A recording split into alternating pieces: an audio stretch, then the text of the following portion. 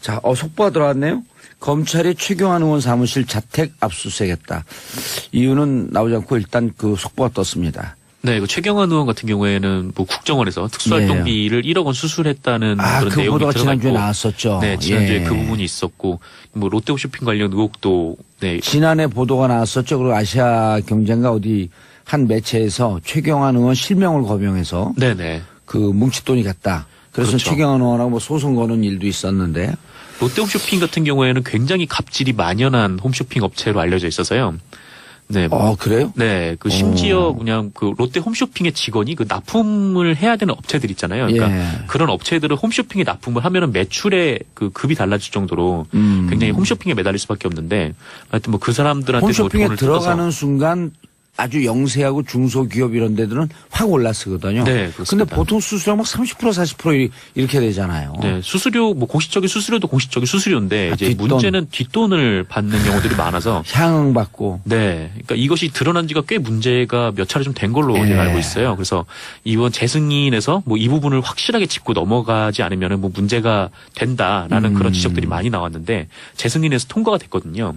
그랬죠. 그 부분에 대해서 2015년 그 15년에 예, 2015년에요. 그 부분에 대해서 되게 논란이 많은 걸로 알고 있습니다. 그때 이제 최경환 당시 경제부총리였죠. 네, 기획재정부 장관이 됐고요.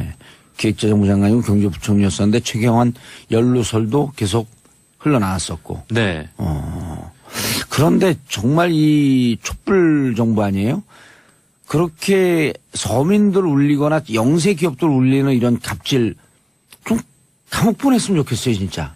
그러게요. 뭐 물론 그 당사자 뭐 갑질을 했던 당사자들은 뭐 어느 정도 징계를 받았는지는 뭐 정확하게 제가 알진 못하지만 네, 어느 정도 뭐 징계를 받았던 걸로 알고는 있는데 근데 문제는 이 홈쇼핑 업계라는 자체가 계속해서 그런 갑질들이 좀 만연한 상황이거든요. 그래서 이 부분에 대해서 너무 갑질들 심해. 우리 네. 갑질 나빠요. 네, 공정위 같은 이런 조정기구에서 딱 제동을 걸어줘야 되는데 그게 잘 안 되는 것 같습니다. 근데 그리고 그 정부가 갑질하는 바뀌었으니까요. 기업들 그 내부 고발자들 좀 있었으면 좋겠어요. 네, 우리가 이렇게 나쁜 짓 한다. 양심 고백하고 이렇게 안 했으면 좋겠다. 네, 그렇게 하고 좀 정확한 정보가 나와서 네네. 그 본인들도 갑질 안 하고 정상적으로 살면 제 삶이 훨씬 더 살기 편하거든요. 그렇죠. 이게 뭔가 딱 정확하게 딱 나오면은 이번 공정위는 이전과는 좀 다르다 보니까. 예. 네. 자, 우병우 관련 압수수색 영장 기각? 이건 또 뭔가요? 네, 그 법원이 우병우 전 청와대 민정수석의 비리를 확인하기 위해서 검찰이 제출을 했던 압수수색을 기각을 한 것으로 한겨레가 보도했습니다. 압수수색도 그냥 뭐 아주 특별한 압수수색이 아니라 계좌 들여다보겠다 뭐 이런 거 아니었었나요? 정확하게 이 압수수색이 어떤 거냐면은 그 예. 우병우 전 민정수석의 그 장모가 대표로 있는 삼남개발과 관련된 삼남개발. 네, 예. 압수수색 영장이었는데요. 이 검찰은 이 삼남개발의 자금 흐름에 석연치 않은 대목을 발견을 해서 압수수색을 신청을 했는데 이걸 법원에서 기각을 했다고 합니다. 지난해 특검에서 이 우병우 전 수석의 네네. 통장에 뭉칫돈이 들어온 정황이 있다라고 하는 소문이 파다했었거든요. 네. 그래 그걸 수사를 한다고 어쩐다다가 그건 빠졌는데 이것과 연관되어 있는 건지 한번 들여다보겠다. 네, 삼남개발과 연관된 건지 들여다보기 그게 이제 연관되는지 잘 모르겠는데 예. 수상한 자금 흐름이라고 뭐 정도만 알려진 상태고요. 근데 문제는 이 우병우 관련된 영장들이 계속해서 기각이 되고 있다라는 겁니다. 예. 네, 지난 6월에 그 서울지방 검찰에서 그 검찰에서 우병우가 관련된 통신조회 영장을 신청을 했었어요. 그러니까 우병우가 어떤 뭐 통화를 했는지, 근데 법무부 이제 그 관련돼서 사람들하고 어떤 통화를 했는지 알아보기 위해서 통신영장을 청구를 했는데 보통 통신영장은 90%가 승인이 되거든요. 근데 기각이 됐다라는 겁니다. 이거를 지난 10월 국감에서 윤석열 서울지검장이 일종의 폭로를 한 거죠. 예. 어떻게 말을 했냐면 뭐 통화 상대방이 우전 수석과 통화하고 누구하고 통화했는지를 확인하기 위해서 통신 내역을 청구를 했는데 법원에서 기각을 했고 심지어 재청구 영장까지 청구를 했는데 그것도 기각을 했다. 라고 얘기를 하면서 이런 거는 수사를 하지 말라는 거다. 더 이상 진행을 할 수가 없다. 네, 이렇게 어떻게 우병우 토론을 한 바 관련되면 있습니다. 이렇게 다 기각이 되나요? 그러게요. 이때 그래서 이제 국회의원들이 이제 물어본 거죠. 이 영장 전담 판사가 어떤 사람이냐, 지금도 영장 전담 판사를 하고 있냐라고 물어봤을 때 윤석열 검사는 당시에 그 지검장은 당시에 지금도 영장 전담 판사를 하고 있다라고 얘기를 했거든요. 예. 그래서 지금 영장 전담 판사를 하고 있는 사람, 그러니까 오민석 판사, 예. 권순호 판사, 강구영 판사 중 한 분이라는 건데 아직 어떤 사람이 계속해서 이 우병우 관련된 영장을 기각하고 있는지는 알려지지 않은 상태고요. 그 영장 전담 판사가 올해 2월에 임명됐던 분 아닌가요? 인사이동하면서? 그게 이제 정확하지 않아요. 하지만 그 지금 3단 개발과 관련된 보도는 이제 권순호 판사로 나오고 있고요. 그거는 이제 이번에 3단 건설 삼남 건설, 영장 삼남 기각과 개발. 관련, 이 3단 개발 영장 기각과 관련돼서 그 기각 판정을 내린 사람은 권순호 판사. 권순호 판사. 네. 권순호 판사하고 오민석 판사가 올 2월에 그 임명된 영장 전담 판사 아니에요. 그래서 네네. 심지어는 한간에서는 이게 그 누굽니까? 그 김장겸 사장도 2월에 임명됐고 이게 뭐 정권 말기 알박기 하는 거 아니냐라고 하는 소문이 있을 정도로. 그렇죠. 근데 그때는 이분들이 줄줄이 지금 기각 나올 때마다 권순호 판사, 네. 오민석 판사 얘기가 나오고 있거든요. 그렇죠. 그 얘기가 계속 나오고 있는데 특히 최근에 예. 그 박근혜 정부 국정원장들이 구속이 될 때 한 예. 명만 빠졌잖아요. 그러니까 이병호 전 국정원장만 예. 기각이 됐는데 사실 이병호 전 원장이 특수활동비 중 가장 많은 금액을 대통령한테 전달을 했고요. 그다음에 여론조사 비용도 5억 원을 대는 등. 예. 네. 혐의가 제일 보면, 많아. 네, 혐의가 제일 무거워요. 예. 근데 그 이병호 국정원장이 근무했던 기간이 우병우 전 수석과 근무했던 기간이 정확하게 겹친다는 거 아니에요? 검찰 일각에서는 그렇게 의심을 하고 있는 겁니다. 그러니까 우병우와 관련이 됐기 때문에 이병우의 기각이 됐다. 영장이 기각이 된 거 아닌가라고 검찰 일부가 의심을 한다. 예. 이렇게 한겨레가 보도를 했습니다. 예. 다음 보도요. 네, 다음은 예. 네, 이명박 정부의 국가정보원이 2011년 지상파와 보도 채널에 반값 등록금 집회 보도를 자제해달라. 이런 요청을 한 사실이 확인이 됐습니다. 반값 등록금은 이명박 대통령 공약 아니에요? 공약이죠. 네. 그저 공약인데 저 내용은 또 그 17대 국회 때 제가 제안한 걸 갖고 가져갔다고 또 이준석 최고위원이 그때 이준석 최고위원인가요? 아니죠? 당시 새누리당 비대위원. 예, 비대위원. 예, 비대위원이 그 밝혔죠. 이건 정봉주 의원의 아니었다. 네. 그리고 공약을 냈어요.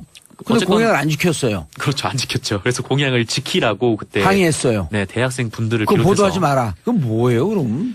그렇죠. 보도하지 말라고 한 겁니다. 그러니까 경향신문 보도인데요. 그 경향신문이 2011년 6월 9일 그 국정원이 네. 작성한 반값 등록금 시위 관련 보도 협조 결과 문건이라는 걸 확인했대요. 이 문건을 보면 국정원 2국이 그러니까 2011년 6월 8일에 KBS 등 지상파 3사 그리고 예. 보도 채널 2사의 간부진을 대상으로 그 자극적이고 선정적인 보도를 자제해달라 이렇게 협조를 요청했다는 내용이 있었다고 합니다. 예. 이제 예. 더 한심한 거는 이 언론의 요청에 방송사 간부들이 따랐고 그 예. 내용도 네, 기사에 포함이 돼 있다고 하네요. 아하. 한미진님, 정봉주의 정치쇼 때문에 월요병이 사라졌어요. 오늘도 알찬 방송 부탁드려요. 저희도 오늘 즐겁고 재밌게 하고 싶은데 네. 포항에서 계속 발생하고 있는 여진 때문에 아, 맞아요. 저 걱정이 돼요. 예, 토탈에서 정확히 52회 정도로 기록이 돼 있다고 하는데요. 예. 네, 이번에 발생한 여지는 규모가 3.6이고요. 그리고 꽤 흔들리는 건데. 네, 그렇죠. 적은 규모는 아니죠. 그 진앙은 포항 북구에서 그 북쪽으로 11km 되는 지점입니다. 그리고 이 지진은 불과 6시간 전에도, 그러니까 이 지진이 발생한 지 6시간 전에도 또 지진이 일어났었어요. 그러니까 19일 오후 11시 45분께인데 이때는 규모 3.5의 여진이 발생을 했습니다. 똑같은 규모가 지금 그 6시간 상간으로 두 번이나 온 거네요. 그렇죠. 3.5, 3.6. 계속해서 그 집안이 좀 불안을 해서 그 아무래도 많은 국민들이 좀 이렇게 땅 밑에서 어떤 일이 일어나는지 정확히 알기가 되게 어렵잖아요. 그래서 그렇죠. 네, 굉장히 그렇다고, 좀 많이 불안해하는 것 같은데요.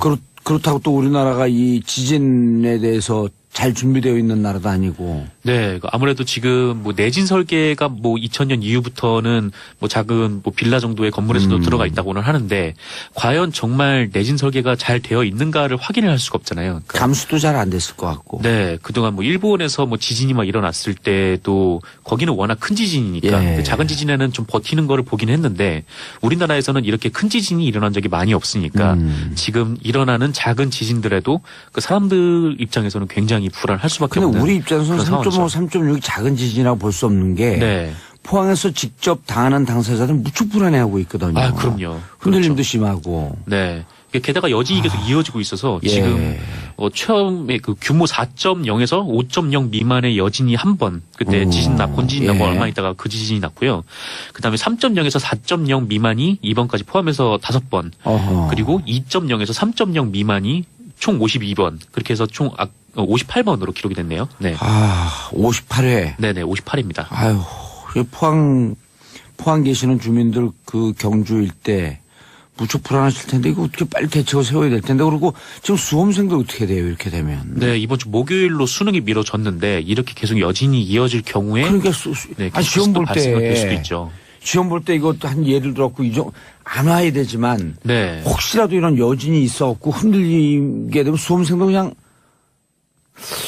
굉장히 불안하죠. 불안하죠 시험 보다가. 시험 보다가 이제 작은 흔들림만 있어도 혹시 이게 지진으로 벌어지지 않을까라는 불안감도 있을 테고. 그렇다고 이게 또 그 지진이 있으면 그 건물 밖으로 피하라고 그러는데 네. 시험 보다가 어떻게 피해요? 그렇죠. 이제 수능 시험을 보는 와중에도 피할 수도 없고.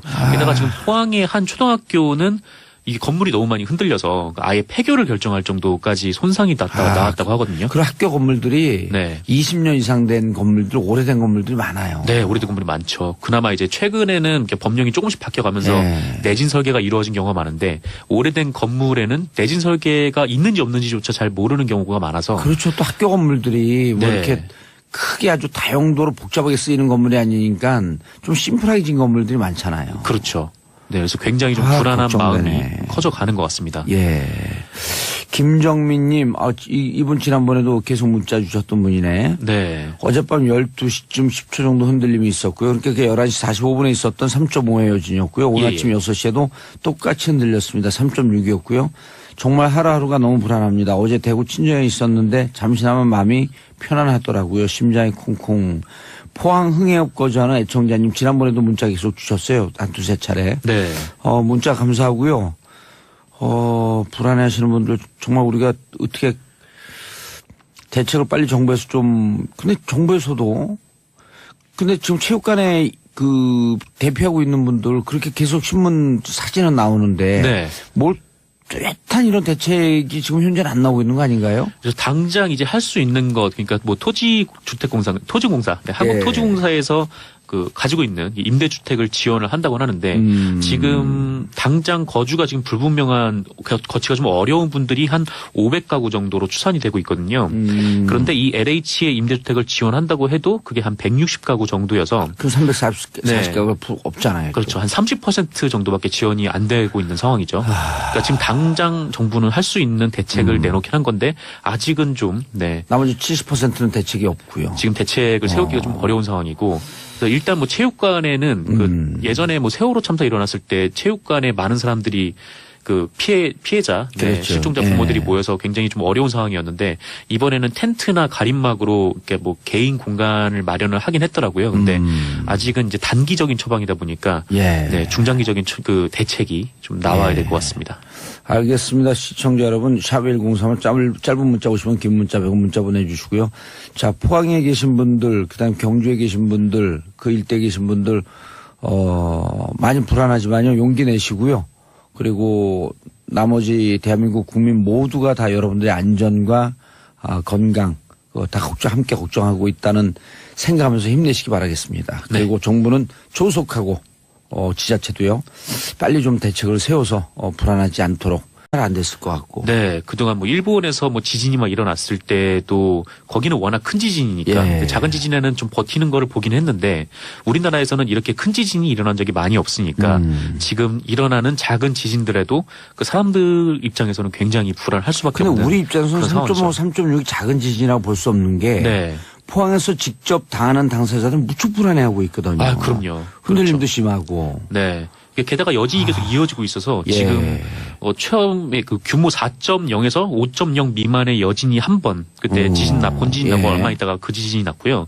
그다음에 3.0에서 4.0 미만이 이번까지 포함해서 5번 그리고 2.0에서 3.0 미만이 총 52번 그렇게 해서 총 58번으로 기록이 됐네요. 네. 58회. 네네 58회입니다. 아유, 포항 계시는 주민들 그 경주 일대 무척 불안하실 텐데 이거 어떻게 빨리 대책을 세워야 될 텐데 그리고 지금 수험생들 어떻게 돼요 이렇게 되면? 네, 이번 주 목요일로 수능이 미뤄졌는데 이렇게 계속 여진이 이어질 경우에 그러니까 시험 볼 될 수도 때 있죠. 시험 볼 때 이거 한 예를 들었고 안 와야 되지만 네. 혹시라도 이런 여진이 있어갖고 흔들리게 되면 수험생도 그냥 굉장히 불안하죠. 불안하죠 시험 보다가. 시험 보다가 이제 작은 흔들림만 있어도 혹시 이게 지진으로 벌어지지 예. 않을까라는 불안감도 있을 테고.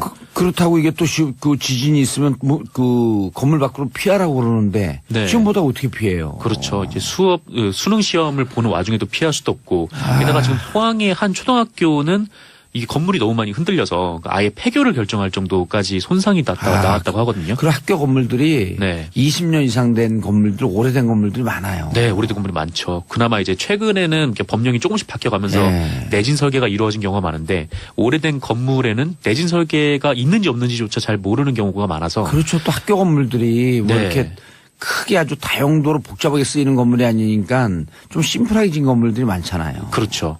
네, 그래서 굉장히 좀 불안한 걱정되네. 마음이 커져가는 것 같습니다. 예.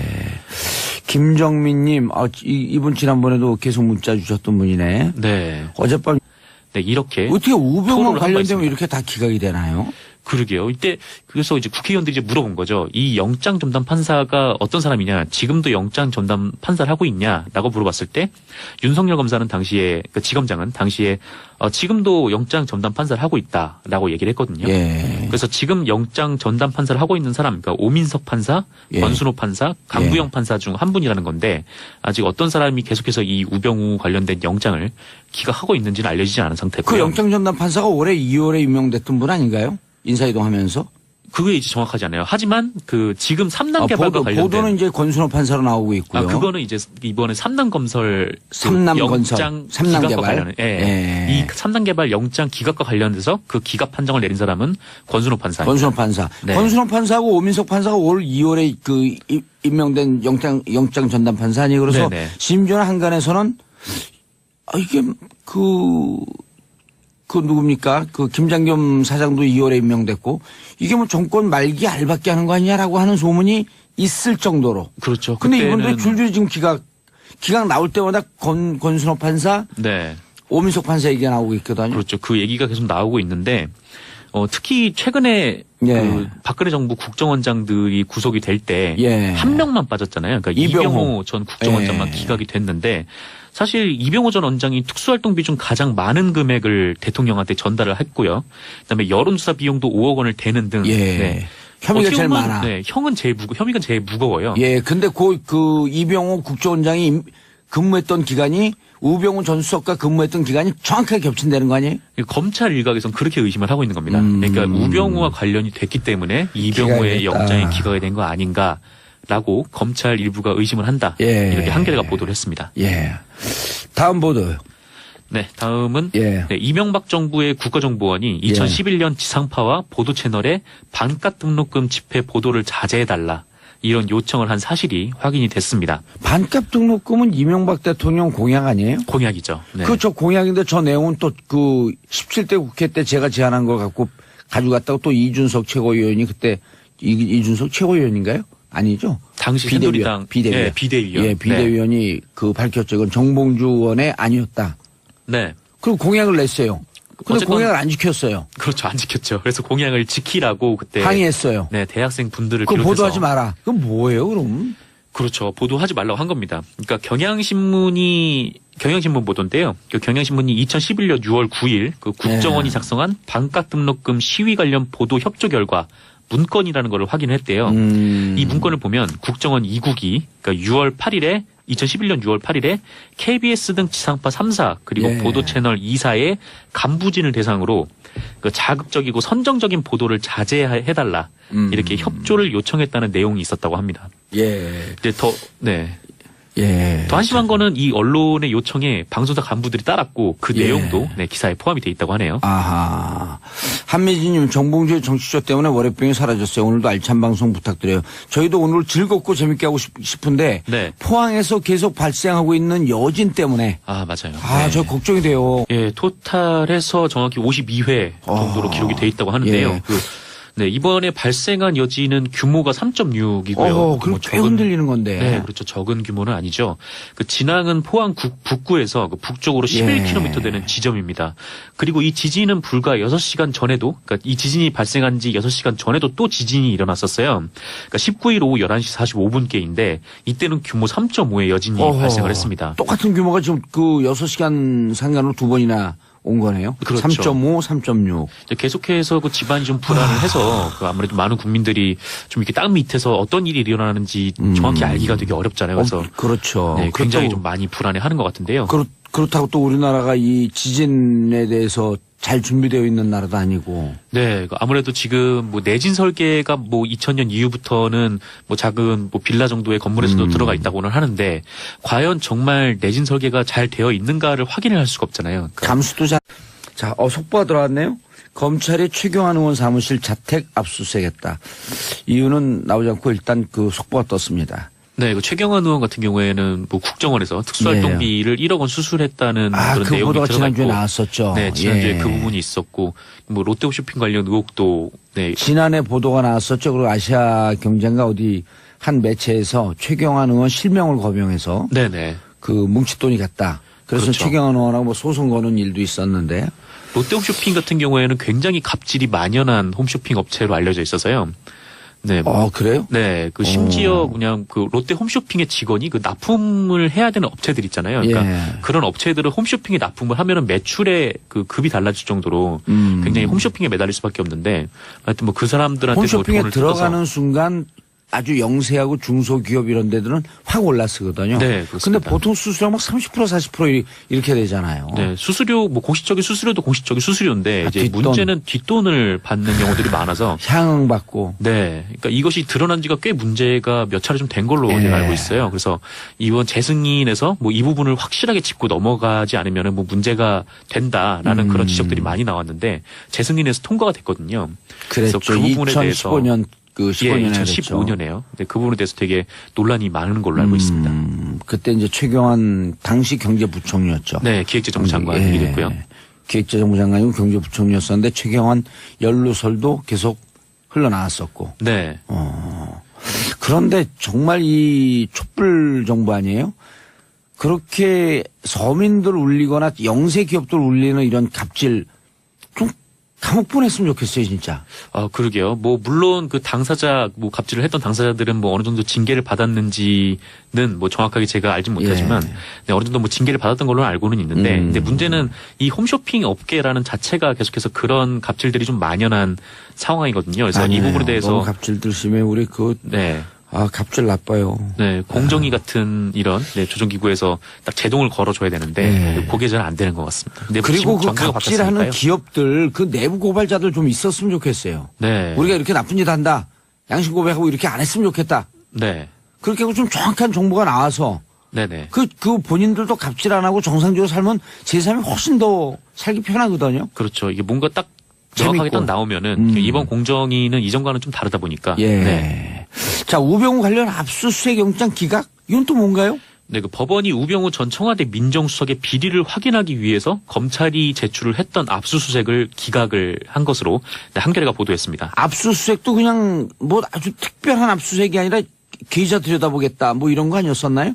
정확하게 이 압수수색이 어떤 거냐면은 그 우병우 전 민정수석의 그 장모가 대표로 있는 삼남개발과 관련된 삼남개발 압수수색 영장이었는데요. 이 검찰은 이 삼남개발의 자금 흐름에 석연치 않은 대목을 발견을 해서 압수수색을 신청을 했는데 이걸 법원에서 기각을 했다고 합니다. 지난해 특검에서 이 우병우 전 수석의 통장에 뭉칫돈이 들어온 정황이 있다라고 하는 소문이 파다했었거든요. 네. 그걸 수사를 한다고 어쩐다 그러다가 그건 빠졌는데 이것과 연관되어 있는 건지 한번 들여다보겠다. 네, 삼남개발과 연관된 건지 들여다보기 그게 이제 연관되는지 잘 모르겠는데 수상한 자금 흐름이라고 정도만 알려진 상태고요.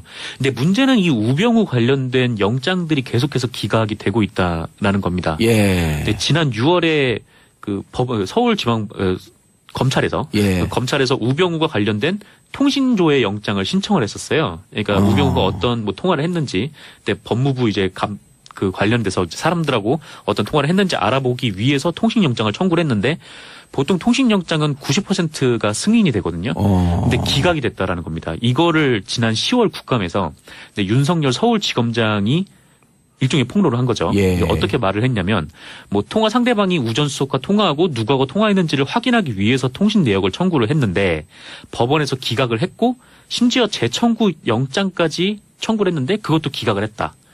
라고 얘기를 하면서 예. 이런 거는 수사를 하지 말라는 거다. 더 이상 진행을 할 수가 없다.